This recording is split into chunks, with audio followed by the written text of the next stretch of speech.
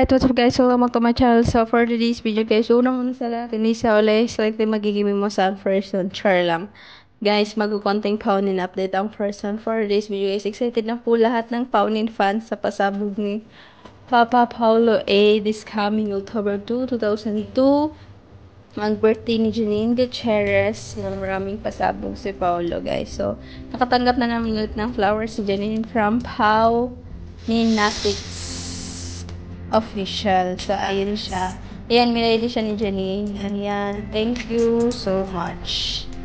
Ayan, ito naman yung pinost ng Pau Ninatics Official. Dear Janine, we will always be there for you. We'll be rooting for you from afar. We will always and forever adore you. We hope you enjoy our simple birthday gifts from us, Pau Ninatics.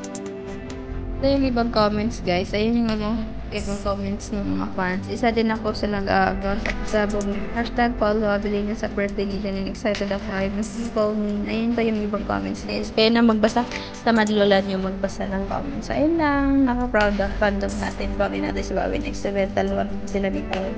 Ayun lang guys. Bye!